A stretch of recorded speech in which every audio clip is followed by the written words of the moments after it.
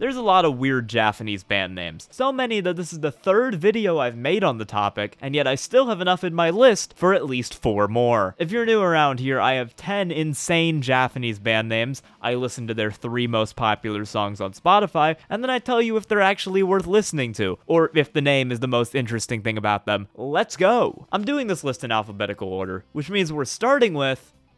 that is 9 dots, and for simplicity's sake, I'll be calling them dotstokyo, as they were frequently referred to. They're one of those idol groups that picked an insane name as a way of getting attention, and among other stunts, they also made a harsh noise album that, fortunately for my eardrums, isn't on Spotify, so I won't be listening to it in this video. They made a lot of shoegaze music in their 3 years together, and when the group ended, many of the members and staff went to join the much more conventionally named idol group, Ray, who then also kind of broke up. It's a whole thing I've talked about it before. Their most popular song on Spotify is just called Ne, from their album that didn't have a title. They aren't really good with naming things, are they? This is a sprawling 5-minute shoegaze song, and while it's mostly pleasant to listen to, I don't find it very impactful. That feeling isn't helped by the main guitar tone being ear-piercing and hard to listen to, and the singing, which you'd think would be pretty good in an idol group, being very iffy. A couple of these verses sound like they were recorded before the singer had gotten out of bed for the morning. It's fine, but there's so much better shoegaze like this out there. The next song from them is 1998, and this one I like quite a bit better. It's shoegaze, but with more drive behind it. It's more of an indie J-rock song, and I think that kind of style works better for this group. It's a big step up from the last song. It's more purposeful, and it's got some great drumming that really helps to propel the energy of the song. I like it. And then third is the 7-minute long Shiduka no Umi. I think it suffers from a few of the same problems as Ne, mainly that it's long and sprawling, but never too impactful, but I think it is better. The singing's much improved, and the song actually builds to a fulfilling climax in a way that one didn't. I'm still kind of opposed to the existence of 7-minute idol pop songs, though. That feels like it shouldn't exist. dotstokyo goes in B tier. I think 1998 is pretty good, and Shiduka no Umi isn't bad, but it's dragged down by me not really liking Ne at all. They might be worth a listen if you're into this kind of shoegaze. Next up is noise band BBBBBBB. See, at least if you're a noise band, you have an excuse to have an insane name. That kind of comes with the territory at that point. Their most popular song, Shin God, is less noise and is more a weird sampling type thing. It feels more like a fucked up DJ remix than anything else. It's weird and it's definitely unique, but it's not really the type of thing I'm particularly into. I will say though, I've actually listened to the album this is on, Positive Violence, and I think it works much better in the context of the album than it does on its own. Second is Osawagi. It's kinda hard to tell, but I'm pretty sure this starts with a blown out sample of Nakano Kill You by Rin Toshite Segure. It's hard to tell, but they also sampled it on their last album, Victory Hardcore, and I think it's the same sample. This is way more of a noise song, complete with constant screaming and repetitive blown out samples. I'm not really sure how I review noise music. I don't know, it just hits some kind of chord with me where I'm like mentally ill enough to be able to enjoy this. It's fun. I wouldn't listen to it constantly because I'd probably get ear damage, but once in a while, it's a pretty good time. And then third is Go, which I don't like as much. I think it's too repetitive and bass heavy. Too much of the song is like womp, womp, womp, womp, and it drowns out any bits of the song that could be, you know, actually interesting. And the bits that are just bass are repetitive loops that get kind of annoying very quickly. This is, in my mind, the worst of the three. BBBBBBB, predictably, gets into B-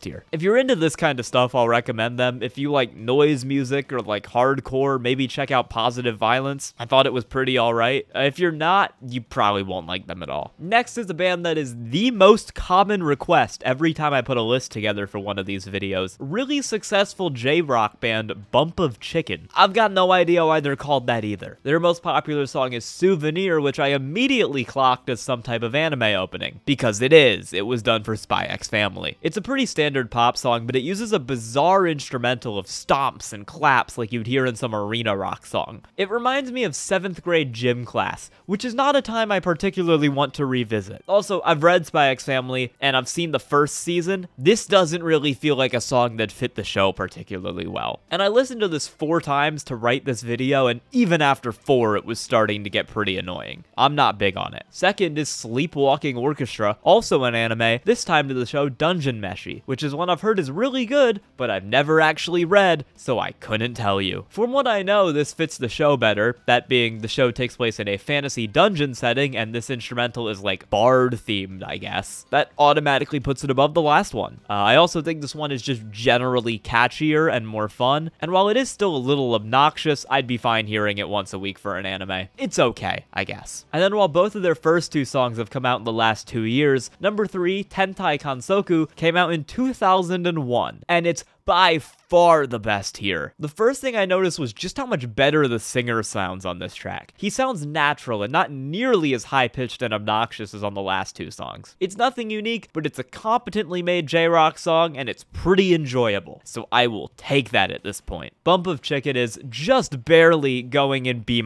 tier. They're only saved by the last song, because I do not like their first 2 songs much at all. They're simply annoying to me. Next is a band name I completely agree with. I don't like Mondays. I have 5 classes, and I hate it. Their most popular song is Paint, which was done for One Piece. A lot of anime songs in this video recently. This is one of the most stereotypical anime songs imaginable. Like, when you think anime J-Rock, this is probably what comes to mind. It's very light, and the instrumental tries to sound epic, but is cheesy instead. It's kind of pleasant, but it leaves absolutely no impression on me one way or the other. It's definitely one of the songs of all time. Second is Moon Knight. I don't really like this one either. Instead of being J-Rock, it's a funky pop song, but again, it's just really bland. It's really hard to pick this one out from a crowd of its contemporaries, and there's a lot of songs that do this exact idea, but better. And then third is What's Going On, featuring Selena Sharma. All 3 of the songs I've listened to from this band sound completely different to all the others, because this one is a weird R&B song that has the vibe of some American early 2010s pop hit. It's the best of the 3, as it's a functional pop song, and it ends up being pretty catchy. That's helped a lot by the singing from Selena Sharma, which is way more enjoyable to listen to than the normal singing from this band. In fact, when the normal singer starts singing here, it's like laughably worse. It's okay, which makes it easily the best of the 3. Even if I do think the hook, "Let me be like Marvin Gaye and say what's going on," is really stupid. I Don't Like Mondays is C tier, only saved from D because the last song was pretty passable. I did not like this band. They are only slightly better than Mondays. So, like, Thursdays for me, I think. Next is math rock band Lop Abuse on Somebody,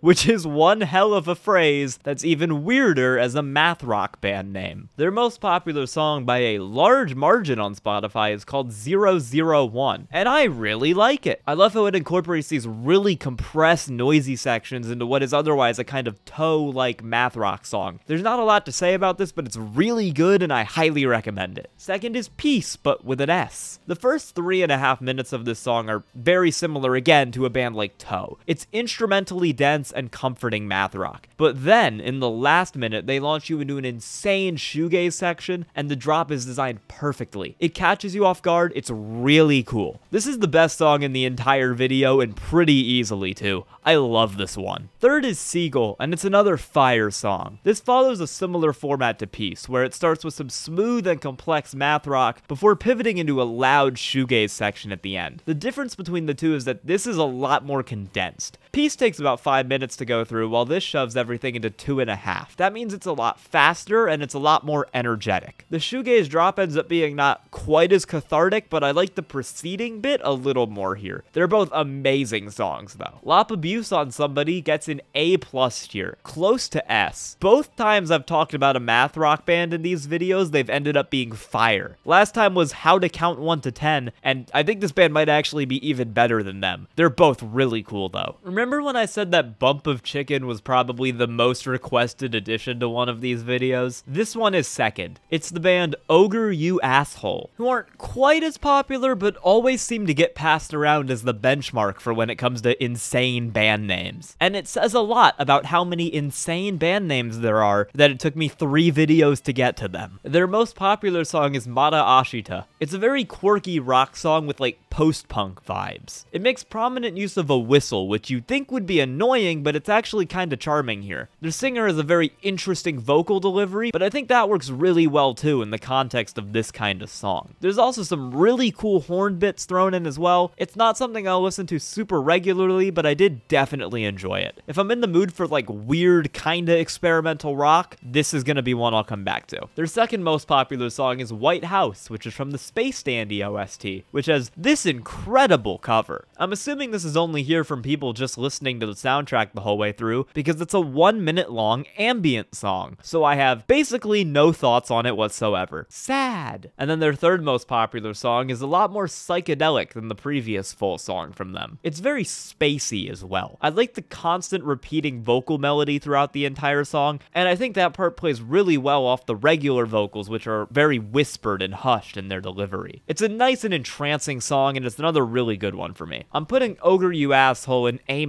tier. I really like the 2 full songs I heard, and I wish there was a third one instead of a 1 minute long piano track. Next up, J-Rock group School Food Punishment. I don't even really have a one-liner for this one. School Food Punishment is the name of the band, and their most popular song is RPG, which is a pretty nice J-Rock song that incorporates a lot of fun electronics. I really like School Food Punishment's singer on everything I've previously heard from them, and she's still great here. This also does some like symphonic type bits that I typically associate with anime songs, but it blends them in really nicely. It's quite good. Futuristic Imagination expands on a lot of the orchestral anime elements from RPG, probably because it was actually done for an anime, Eden of the East. This is the 5th song in this video that's from an anime, out of the 20 that I've talked about so far, which is really surprising, especially considering half the bands on these lists tend to have like 500 listeners. I like this more than RPG, especially with the increased energy at the end and the really cool drumming. It's definitely a good anime song. Light Prayer is 3rd, and it's the 6th anime song of the video because it's for an Eden of the East movie. It's a similar song to the first 2, but with some frantic electronics and percussion that set it apart. The glitchy rock on this one is honestly way ahead of its time. This is a style that's starting to get a lot of traction now, but this came out back in 2009. They were way ahead of the game here. It's pretty chaotic and I do enjoy it, but I'm not as big on this as I am on the other 2. If they were 9 out of 10s though, this is like an 8. It's still a fun song. School Food Punishment goes in A-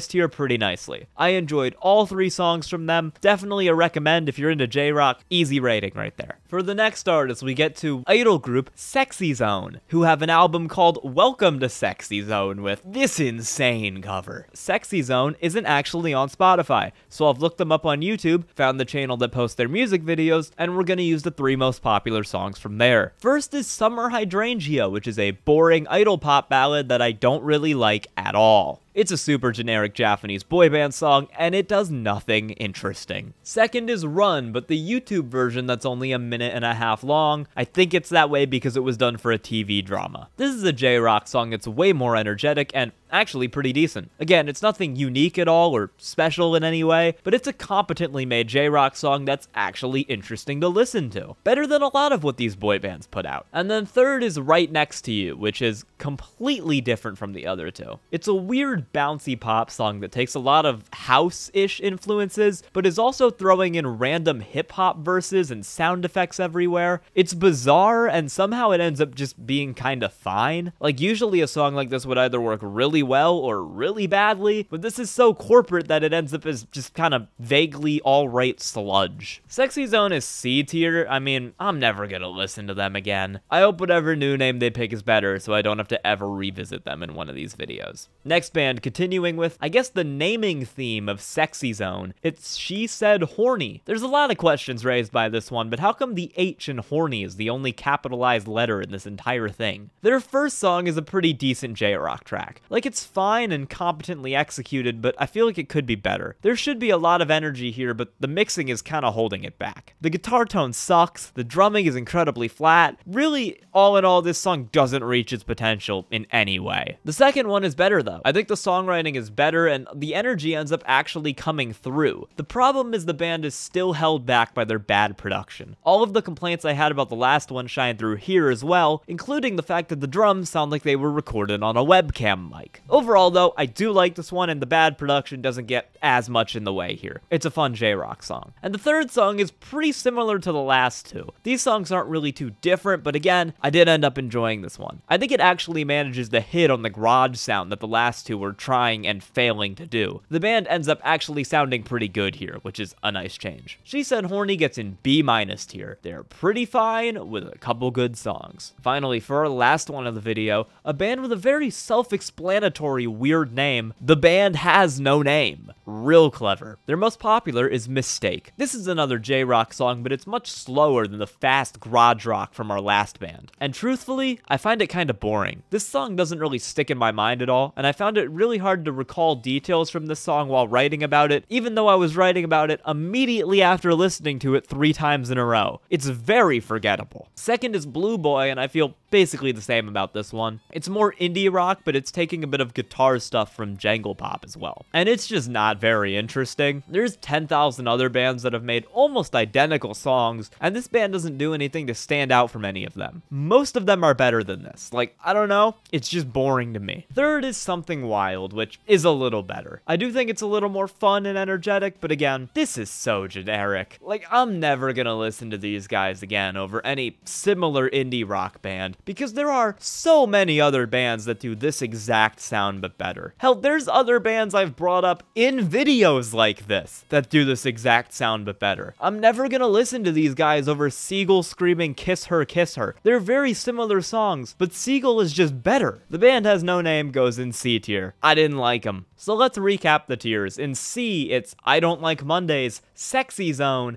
and the band has no name. In B-, it's BBBBBBB, Bump of Chicken, and She Said Horny. In B+, it's dotstokyo. In A-, it's Ogre You Asshole and School Food Punishment. And in A+, the best band in the video, Lop Abuse on Somebody. Thanks for watching. I'm sorry about the delay in getting this out. College is hard, and I have no free time anymore. Love y'all so much. Thank you for watching. And if you have any bands I haven't covered in this series so far, please let me know. Bye.